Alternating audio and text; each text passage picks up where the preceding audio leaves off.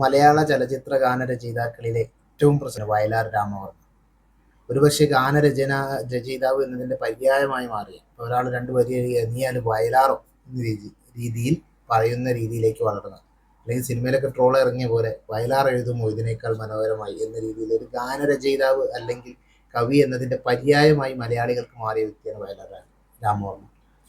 വയലാറിന്റെ cinema ഗാനങ്ങൾ എടുത്ത് നോക്കിയാൽ അതെല്ലാം കവിതകൾ തന്നെയായിരുന്നു എന്ന് നമുക്ക് മനസ്സിലാക്കാൻ കഴിയും. ഒരു 12 വരിയിൽ കവിത ഒതുക്കാനുള്ള കഴിവ് വയലാറിനുണ്ടായിരുന്നു.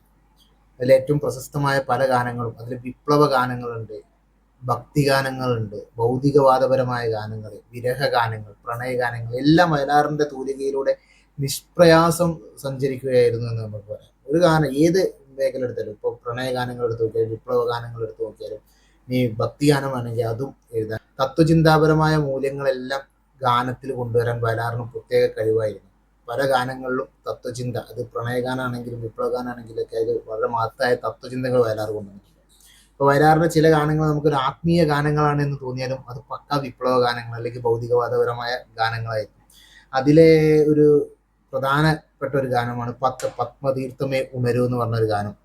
ഗായത്രി എന്ന സിനിമയ്ക്ക് വേണ്ടി വയലാർ എഴുതിയ ഒരു പാട്ടാണ്. ഈ പാട്ട് കേൾക്കുമ്പോൾ നമുക്ക് തോന്നും അതൊരു ഭക്തിഗാനമായിട്ട് നമുക്ക് തോന്നും. പത്മതീർത്ഥമേ ഉണരൂ, മാനസ പത്മതീർത്ഥം. സത്യത്തിൽ അത് ഭക്തിഗാനമല്ല, അതൊരു വിപ്ലവ ഗാനമാണ്. ഭക്തിക്കെതിരെയുള്ള ഗാനമാണ്, അല്ലെങ്കിൽ ആത്മീയ ചൂഷണത്തിനൊക്കെ എതിരായിട്ടുള്ള ഒരു ഗാനമാണ് അത് എന്നതിന്റെ പിന്നീടുള്ള വരികൾ പരിശോധിച്ചാൽ നമുക്ക് മനസ്സിലാക്കും. അപ്പൊ അതിൽ ആദ്യത്തെ വരി എന്ന് പറഞ്ഞാല്, പല്ലവി എന്ന് പറഞ്ഞാൽ പത്മതീർത്ഥമേ ഉണരൂ, മാനസ പത്മതീർത്ഥമേ ഉണരൂ. മനസ്സാകുന്ന പത്മതീർത്ഥത്തിനോട് ഉണരാൻ പറയാം. അഗ്നിരഥത്തിൽ ഉദിക്കും ഉഷസ്സിന് അർഘ്യം നൽകൂ, ഗന്ധർവ സ്വരഗംഗയൊഴുക്കൂ, ഗായത്രികൾ പാടും. അതായത് അർഘ്യം എന്ന് പറഞ്ഞാൽ ഈ ദൈവത്തിനൊക്കെ സമർപ്പിക്കുന്ന പൂജാദ്രവ്യത്തിന് പറഞ്ഞ പേരാണ്. അപ്പൊ അഗ്നിരഥത്തിൽ ഉദിക്കും ഉഷസ്സിന് അർഘ്യം നൽകി ഗന്ധർവ സ്വരഗംഗയൊഴുകൂ, ഗായത്രികൾ പാടും. അതായത് മനസ്സിനോടാണ് പറയുന്നത്, മനസ്സിനോട് ഉണരാൻ വേണ്ടി പറയും. അത് കഴിഞ്ഞിട്ട് അതിന്റെ അനുപല്ലവിയിലേക്ക് കിടക്കുമ്പോഴാണ് യഥാർത്ഥ ഒരു വിപ്ലവ ഗാനം നമുക്കതിൽ കാണാൻ കഴിയും, അല്ലെങ്കിൽ ഒരു ഭൗതികവാദപരമായ ഗാനം, ഒരു ആധുനിക മൂല്യങ്ങൾക്ക് വേണ്ടിയിട്ട് തുടിക്കുന്ന ഒരു ഗാനമായി അതിനെ കാണാൻ കഴിയുക അടുത്ത വരിയിലേക്ക് കിടക്കുമ്പോഴാണ്. പ്രഭാതകിരണം നെറ്റിയിലണിയും പ്രാസാദങ്ങൾക്കുള്ളിൽ. പ്രാസാദം എന്ന് പറഞ്ഞാൽ കൊട്ടാരം, മണിമാളിക എന്നൊക്കെ അർത്ഥമാണ്. പ്രഭാതകിരണം നെറ്റിയിലണിയുന്ന പ്രാസാദങ്ങൾക്കുള്ളിൽ, വലിയ വീടിന്റെ മാളികൾക്കുള്ളിലാണ്, മാളികയാണ് സൂചിപ്പിക്കുന്നത്. സഹസ്രനാമം കേട്ടുമയങ്ങും സാളഗ്രാമങ്ങൾ. സാളഗ്രാമം എന്ന് പറഞ്ഞാൽ മഹാവിഷ്ണുവിന്റെ പ്രതിമയ്ക്ക് പറയുന്ന പേരാണ് സാളഗ്രാമം എന്ന് പറഞ്ഞത്. അപ്പൊ സഹസ്രനാമം കേട്ടുമയങ്ങും, വിഷ്ണു സഹസ്രനാമം കേട്ടുമയങ്ങുന്ന സാളഗ്രാമങ്ങൾ അടിമ കിടത്തിയ ഭാരത പൗരൻ ഉണരാൻ.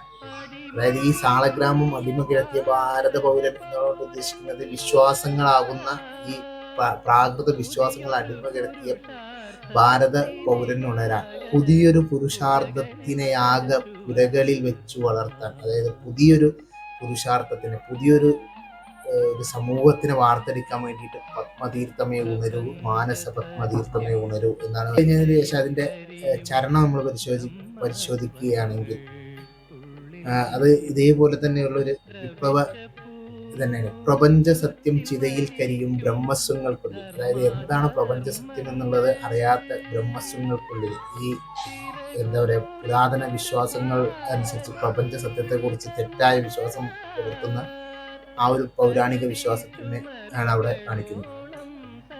പ്രപഞ്ച സത്യം ചിതയിൽ കരിയും ബ്രഹ്മസ്വങ്ങൾക്കുള്ളിൽ ദ്രവിച്ച പൂണൂൽ കെട്ടിമരിക്കും ധർമാധർമ്മങ്ങൾ. അപ്പൊ ധർമാധർമ്മങ്ങളൊക്കെ ഒരു ബ്രാഹ്മണിക്കലായിട്ടുള്ള ആ ഒരു ധാർമ്മിക മൂല്യത്തിനാണ് അവിടെ കാണിക്കുന്നത്. അപ്പൊ ദ്രവിച്ച പൂണൂൽ കെട്ടിമരിക്കും ധർമാധർമ്മങ്ങൾ, ചിറകുമുറിച്ചൊരു ഭാരത ജീവിതം ഉയരാൻ, പ്രകൃതി ചുമരുകളോളം സർഗ പ്രതിഭ പറന്നു നടക്കാൻ. അതായത് ഈ അന്നത്തെ ബ്രാഹ്മണിക മൂല്യങ്ങൾ അല്ലെങ്കിൽ പൗരാണികമായ ധർമ്മങ്ങൾ, അതായത് ധാർമ്മിക മൂല്യങ്ങൾ ചിറക് മുറിച്ചു കളഞ്ഞ ഭാരത ജീവിതം ഉയർന്നിട്ട് അവരുടെ സർഗപ്രതിഭകൾ, അവരുടെ കഴിവുകള് പ്രകൃതി ചുമരുകളോളം പറന്നു നടക്കാൻ വേണ്ടിയിട്ട്, അതായത് അനന്തമായ വികാസത്തിലേക്ക് കഴിവുള്ള ഭാരത പൗരന്മാർ ഉണരാൻ വേണ്ടിയിട്ട് പത്മതീർത്ഥമേ ഉണരൂ, മാനസ പത്മതീർത്ഥമേ ഉണരൂ എന്നാണ് വരാറ്. അപ്പോൾ വളരെ മികച്ചൊരു ഗാനമാണ് ഈ ഗായത്രിയിലുള്ളത്. പക്ഷെ ഒരു ആത്മീയ ഗാനമായിട്ട് നമുക്ക് തോന്നാമെങ്കിലും അതൊരു വിപ്ലവ ഗാനം തന്നെയാണ്. ഇതേപോലെ തന്നെ മറ്റൊരു ഗാനമാണ് എന്ന സിനിമയിലെ പ്രവാചകന്മാരെ പറയൂ, പ്രഭാതമകലെയാണോ? പ്രപഞ്ചശില്പികളെ പറയൂ, പ്രകാശമകലെയാണോ എന്നുള്ളതാണ്. അതിന്റെ അടുത്ത വരികളിലൊക്കെ വളരെ എന്താണ്, ആദി ഉഷസ്സിൻ ചുവന്ന മണ്ണിൽ നിന്ന് ആയുഗ സംഗമങ്ങൾ ഇവിടെ ഉയർത്തിയ വിശ്വാസഗോപുരങ്ങൾ തകർന്നു വീഴുന്നു.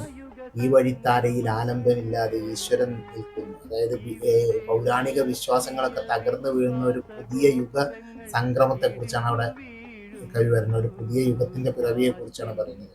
അവിടെ ഈശ്വരൻ നിൽക്കുന്നു. അതിന്റെ അടുത്ത ചരണത്തിലുള്ള വരികൾ വളരെ മനോഹരമായ വരികളാണ്.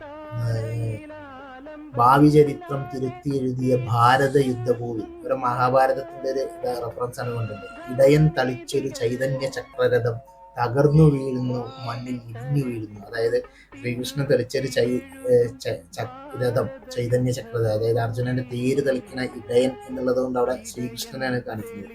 ഇപ്പൊ ശ്രീകൃഷ്ണൻ തെളിച്ച ആ ചക്രം അവിടെ തകർന്നു വീഴണം.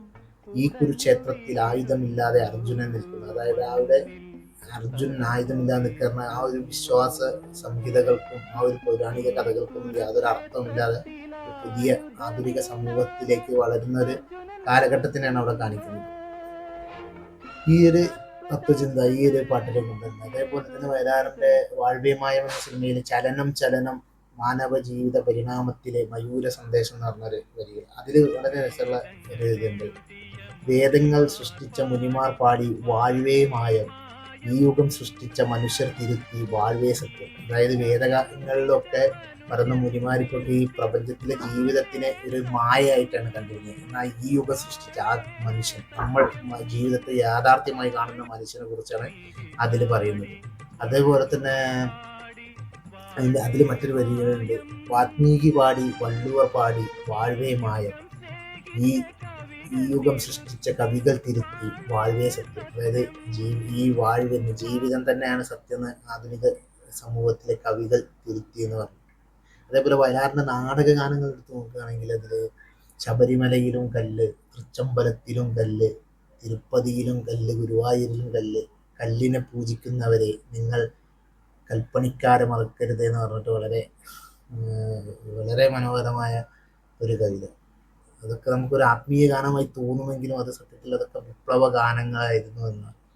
അതേപോലെ വയലാറിന്റെ ഏറ്റവും പ്രശസ്തമായ പാട്ട്, മനുഷ്യൻ മതങ്ങളെ സൃഷ്ടിച്ചു, മതങ്ങൾ ദൈവങ്ങളെ സൃഷ്ടിച്ചു, മനുഷ്യനും മതങ്ങളും ദൈവങ്ങളും കൂടി മണ്ണ് പങ്കുവച്ചു.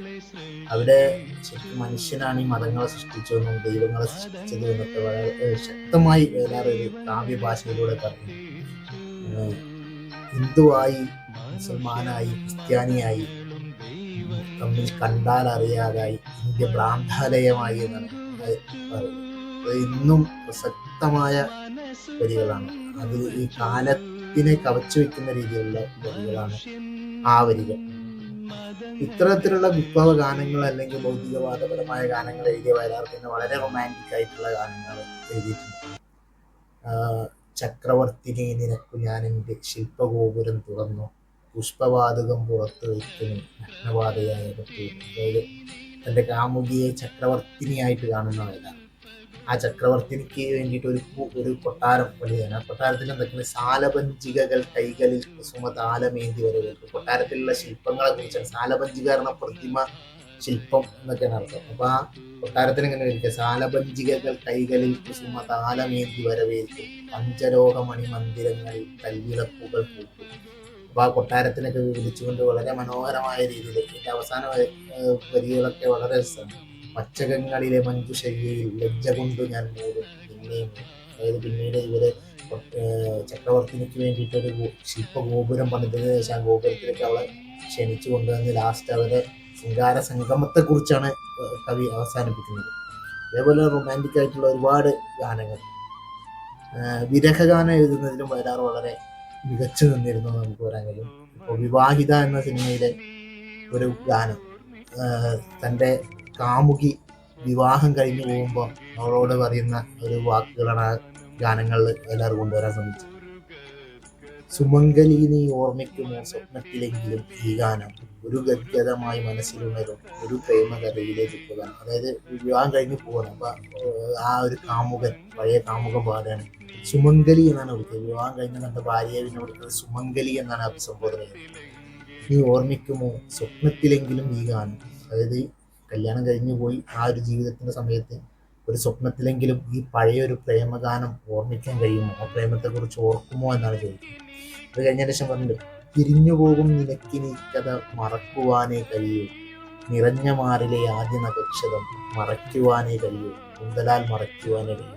അതായത് പിരിഞ്ഞു പോവാണ്, കല്യാണം കഴിഞ്ഞ് വേറെ കല്യാണം വരുന്ന തന്നെ പോകുന്ന കാമുകിക്ക് ഈ കഥ മറക്കാനേ കഴിയുമെന്ന് തന്നെ കാമുകൻ സങ്കല്പിക്കുകയാണ്. വിരിഞ്ഞ മാറിലെ ആദ്യ നക്ഷതം മറയ്ക്കുവാനേ കഴിയൂ, കൂന്തലാൽ മറയ്ക്കുവാനേ കഴിയൂ. ഇവരുടെ ഒരു പ്രണയത്തിന്റെ അടയാളം ആയിട്ടാണ് ഇത് പറയുന്നത്. ആ പ്രണയത്തിന്റെ അടയാളങ്ങളൊക്കെ മറയ്ക്കാനേ കഴിയുള്ളൂ, കഴിഞ്ഞ കഥ മറക്കുവാനേ കഴിയൂ എന്നാണ് പറയുന്നത്. അതിന്റെ ചരണം അതിനേക്കാൾ രസമാണ്. കൊഴിഞ്ഞ പീലികൾ പെരുക്കിയെടുക്കും കൂടുകെട്ടും ഹൃദയം, വിരിഞ്ഞ പൂവിലും വീണ പൂവിലും വിരുന്നൊരുക്കും ഹൃദയം.